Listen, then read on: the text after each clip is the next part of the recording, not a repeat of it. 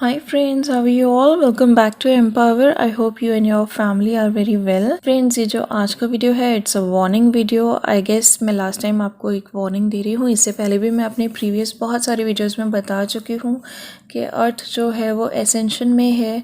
और ये बात मैं तब से बता रही हूँ जब अर्थ का एसेंशन स्टार्ट होने वाला था और अब इट्स अबाउट टू एंड। अर्थ का एसेंशन जो है ऑलमोस्ट कंप्लीट हो चुका है, थोड़ा सा ही उसमें टाइम रह गया है। और इस टाइम नेगेटिविटीज़ हम सभी पर बहुत ज़्यादा अटैक कर रही हैं इस रीज़न से। So there is a lot of negativity in the surroundings, there is a lot of panic environment and we all need to stay positive for it. और इसके अलावा हम सभी को लो वाइब्रेशंस की जो एनर्जी है, low vibrations means fear, self-doubt, ego and anger, unforgiveness, controlling and manipulation, pride और रिवेंज की जो भावना होती है, बदले की भावना, जो हम सरेंडर नहीं करते डिवाइन के आगे, वरीज होती हैं हमारी फ्यूचर की, जेलेसी होती है हमें हर किसी से, थैंकलेसनेस की भावना होती है, एनवी होती है, कंपैरिजन्स हम करते हैं, हर किसी को हम जज करने लग जाते हैं, हर सिचुएशन पे हमें नॉन एक्सेप्टेंस की जो फीलिंग होती है वो आ जाती है। पास्ट के पेन्स को लेके हम रोते रहते हैं, दुख में रहते हैं, अपने हार्ट पे बर्डन रखते हैं। ऐसी बहुत सारी एडिक्शंस और अटैचमेंट्स होती हैं जिनमें हम घिरे रहते हैं, जबकि हम जानते हैं कि हमें सूट नहीं करती, हमें सर्व नहीं करती, these are not for our highest good. But फिर भी हम उनमें घिरे रहते हैं जस्ट बिकॉज कि हम एडिक्टेड हैं। हमें समझ नहीं आता कि हम इन्हें छोड़कर कैसे रहेंगे। These addictions can be of some person और सम थिंग और सम सिचुएशन, कुछ भी हो सकता है ये। इसके अलावा हम खुद के बारे में बहुत केयरलेस हो जाते हैं, ना हम अपनी सेल्फ रिस्पेक्ट समझते हैं, ना सेल्फ वर्थ समझते हैं, ना सेल्फ लव करते हैं, ना सेल्फ केयर करते हैं। ये देखते ही नहीं कि हमारे लिए क्या सही है क्या गलत है। या लालच होता है, किसी तरह का ग्रीड होता है, अपने फ़ायदे के लिए किसी का बुरा करने की भावना जो होती है, या अपने आप को किसी से ऊंचा दिखाने के लिए दूसरे को नीचा प्रूव करने की जो भावना होती है, ये सभी भावनाएं, ये सभी ट्रेट्स जो हैं वो बिल्कुल गलत हैं। इसके अलावा रिलीज़ का प्रोसेस बहुत ही ज़बरदस्त और रैपिड तरीके से किया जा रहा है यूनिवर्स के द्वारा। रिलीज़ चाहे किसी गलत एडिक्शन का हो, किसी गलत रिलेशनशिप का हो, किसी कार्मिक अकाउंट क्लोजर हो, उसको रिलीज़ करके हमारी लाइफ नए रास्ते पर मोल्ड की जा रही है, या फिर रिलीज़ किसी ऐसी सिचुएशन का हो जो हमें सर्व नहीं करती। तो जो भी हमारी लाइफ से रिलीज़ हो गया उसको फॉरगिव करिए, एक्सेप्ट करिए कि ये चीज़ ऐसे ही होनी थी, ये सिचुएशन इसी तरीके से बनी थी और अब हमें इसके लेसन्स लेकर लाइफ में आगे बढ़ना है, लाइफ में मूव ऑन करना है और लाइफ में सक्सेसफुल होना है। जो लोग आपकी लाइफ से चले गए उन्हें फॉरगिव करिए, सिचुएशंस को एक्सेप्ट करिए। जो लोग दुनिया में नहीं हैं उन्हें भी अच्छे दिल से उनके लिए प्रे करिए और उनसे फॉरगिवनेस मांगिए। अगर आपको लगता है आपकी कहीं भी गलती है या आप उनके लिए कुछ नहीं कर पाए, उनको टाइम नहीं दे पाए, और गॉड से प्रे करिए उनके पीस के लिए, उनकी शांति के लिए और उनकी खुशियों के लिए कि वो जहाँ भी हों और जहाँ भी जाएं हमेशा खुश रहें। कभी भी आपसे किसी का दिल दुख गया हो तो आप इन योर मेडिटेटिव फॉर्म या सबकॉन्शियसली उनसे माफ़ी मांग सकते हैं, और अगर किसी की वजह से आपका दिल दुखाया है तो आप सबकॉन्शियसली उन्हें माफ़ भी कर सकते हैं। Overall it's about releases of toxicity within us. एक और बहुत ही इंपॉर्टेंट इशू है which we all need to release, that is codependency. जैसे कि हम सभी का अपब्रिंगिंग है, एक सोशल प्रोग्रामिंग है, एक माइंडसेट है कि घर के काम लेडीज़ ही करेंगी, बाहर के काम जेंट्स ही करेंगे, तो दैट इज़ रॉन्ग। उसे हम सभी को बदलने की कोशिश करनी है, हम सभी को बैलेंस में आना है, हम सभी को इंडिपेंडेंट बनना है। अगर बात बेसिक वर्क्स की है तो जितने भी काम घर की लेडीज़ करती हैं वो सभी घर के जेंट्स को भी आने चाहिए, और जो भी काम घर के जेंट्स करते हैं वो सभी काम घर की लेडीज़ को भी आने चाहिए।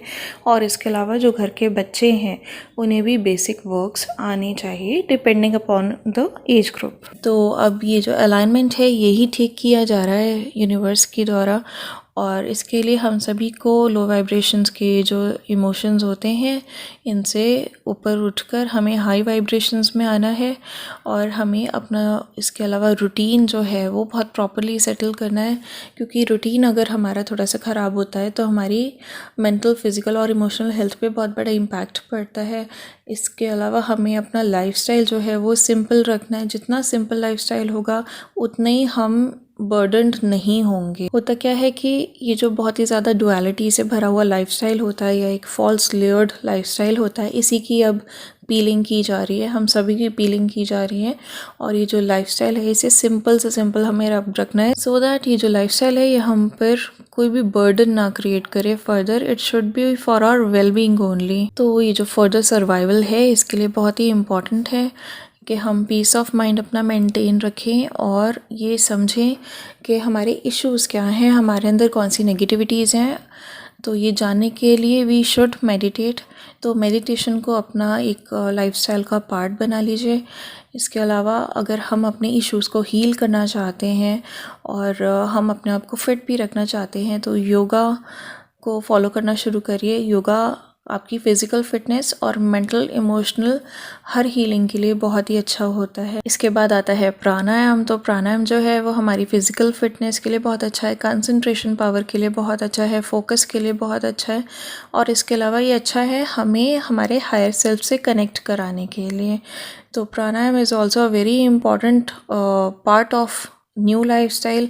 तो इसको ज़रूर फॉलो करिए। ये तीनों ही चीज़ें जो हैं ये हमें फ़िज़िकली हील करती हैं, मेंटली स्टेबल करती हैं और इमोशनली बहुत ही ज़्यादा स्ट्रॉन्ग बनाती हैं। और एक न्यू एरा जिसकी स्टार्टिंग हम सब अभी से देख रहे हैं, जो कि एक गोल्डन एरा की तरह आगे इस्टेब्लिश किया जाएगा।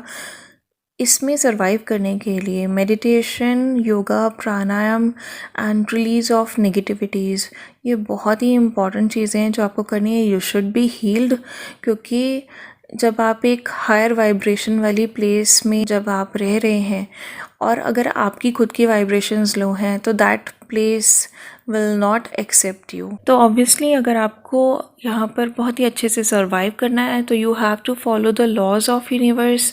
इसके लिए भी मैंने एक वीडियो बनाया था।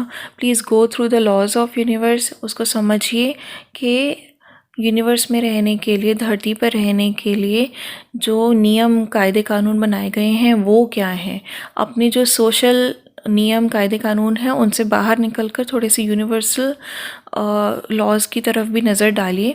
सो those are very basic laws जो हम सभी को फॉलो करने होते हैं, जो हम में से बहुत सारे लोग फॉलो नहीं कर रहे, जिसकी वजह से आज हम कोविड और ये जितनी भी डिजीज़ फैली हुई हैं इन सब के लिए रिस्पॉन्सिबल हैं। Earth is going to be new earth. New earth का मतलब ये नहीं है कि अर्थ चेंज हो जाएगी, बट अर्थ का जो कॉन्शियसनेस लेवल है दैट इज़ बीइंग एसेंडेड, वो बहुत ऊपर राइज़ हो रहा है।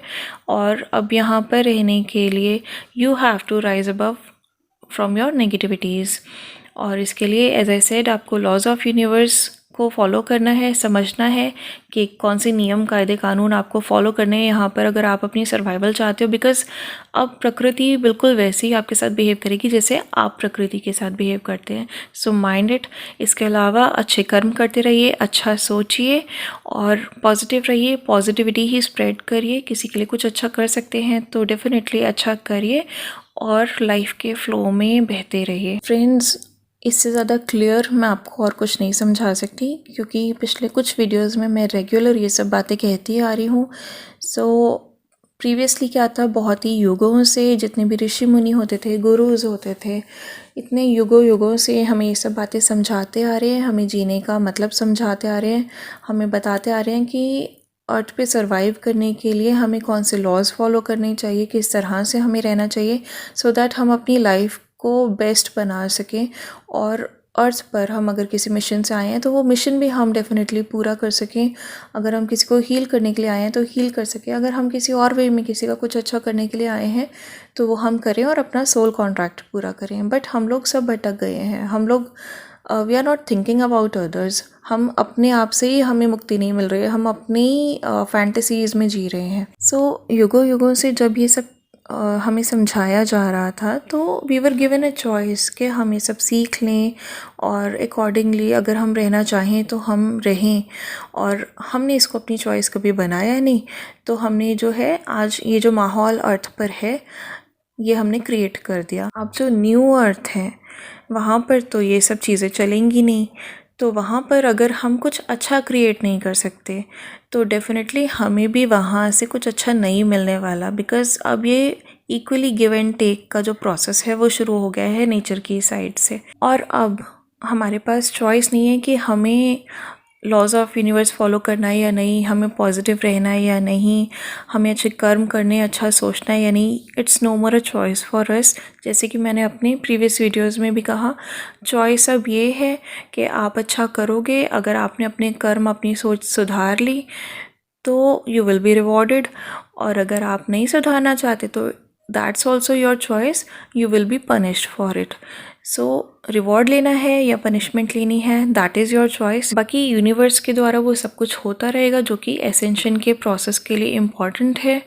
बहुत सारे इंसिडेंसेस हमने देखे ही हैं। आगे भी अर्थ की हीलिंग के लिए जो कुछ हो सकता है वो सब कुछ यूनिवर्स के द्वारा किया जाएगा, और लोगों को इम्प्रूव करने के लिए जो कुछ हो सकता है वो भी यूनिवर्स के द्वारा किया जाएगा और जा रहा है।